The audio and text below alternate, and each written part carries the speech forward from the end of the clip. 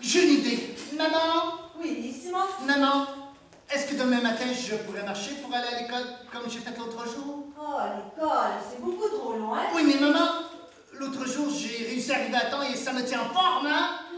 Bon, si tu préfères marcher, je vois pas vraiment d'objection, mais sois prudent. Aucun problème, maman. Merci beaucoup, yeah! La pièce de théâtre s'appelle Quand tu vois rouge. C'est une pièce qui traite de la violence et de l'intimidation. Et ça s'inscrit dans le cadre d'un programme qu'on met en place, en fait, d'un plan d'action et d'un plan d'intervention qu'on met en place pour contrer la violence et l'intimidation à l'école Dominique Savio, ainsi que dans toute la communauté. Mais au départ, on est une école, un établissement vers Brundtland. Une de nos valeurs dans le vers Brundtland, c'est le pacifisme.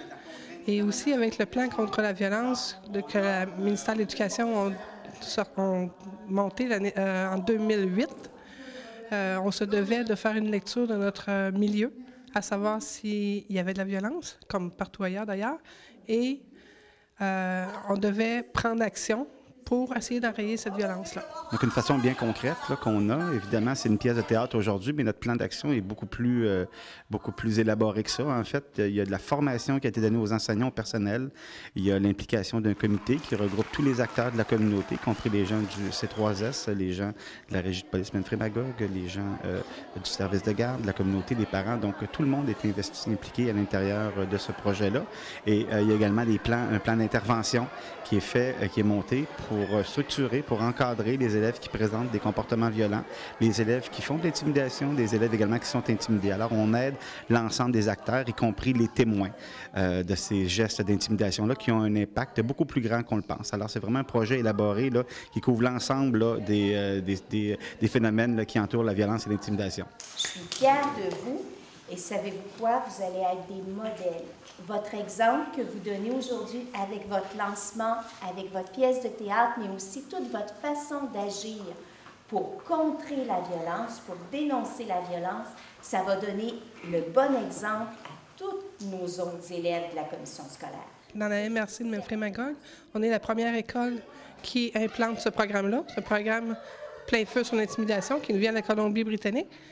Mais effectivement, M. Côté a apporté à notre école ce programme-là et tous les partenaires, les enseignants, les services de garde, le C3S étaient d'accord avec le but visé de ce programme-là, c'est-à-dire d'encadrer les jeunes, que ce soit l'intimidé ou l'intimidateur, et d'assurer un suivi à tout le monde. Allô, maman? Ça va? Oui, ça va. C'est passé quelque chose à l'école? Non, il ne s'est rien passé à l'école. Tout va bien, il n'y a pas de problème. Ça va mieux depuis que j'ai parlé à ton enseignant?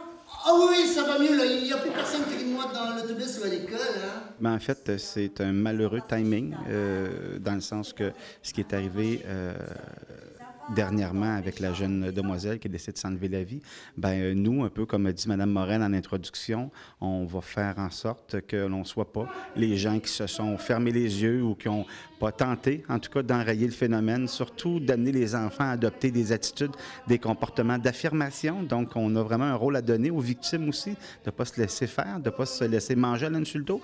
Et tous les adultes, en fait, se sont engagés à supporter les enfants qui allaient dénoncer ces actes de violence-là, puis c'est cette intimidation-là qui s'installe des fois de façon pernicieuse par des petites violences verbales, par des petites violences physiques, mais qui éventuellement tournent au drame pour certains enfants. Alors la communauté de Sainte-Catherine au complet, y compris l'école qui fait partie de la communauté, s'est engagée là, à supporter ces enfants à l'intérieur de ça. L'essentiel du programme qu'on met en place, qui s'appelle Plein feu sur l'intimidation, ben c'est ça. C'est de demander, quand il y a du danger, qu'est-ce qu'on fait? Les élèves, on dénonce. C'est certain qu'on est comme une école pilote, qu'on peut dire. On l'a implanté et tous mes autres collègues à la direction des autres écoles sont très intéressés à connaître ce programme-là et à l'implanter eux autres aussi. Oh, Vanessa. Ah oui, elle, c'est Lucie. Ah, ça c'est Eric. Lui, c'est Steve. Ça, c'est moi. Il faut dire qu'il se fait déjà beaucoup d'autres choses aussi à l'intérieur des autres milieux. Là. Ce que le ministère de l'Éducation a mis en 2008, son plan d'action pour contrer la violence et l'intimidation, c'est un plan qui structure des actions, mais il y a plusieurs actions qui sont déjà mises en place dans plusieurs écoles. Il y a des gestes au quotidien qui se font. Chez nous, on a décidé de le mettre dans le cadre d'un programme qui s'appelle Plein feu sur l'intimidation, mais il existe un paquet d'autres façons d'aborder cette problématique-là puis de la traiter. À Dominique Savio, on le fait sous cet angle-là. C'est un programme qui a collé au personnel qui était en place et qui les a mobilisés. Mais moi, pour travailler dans d'autres écoles aussi, je sais qu'il se fait beaucoup d'autres actions aussi à l'intérieur de d'autres institutions, des directions qui sont engagées, du personnel qui est engagé effectivement là, et des parents qui sont mobilisés aussi par rapport à cette problématique-là.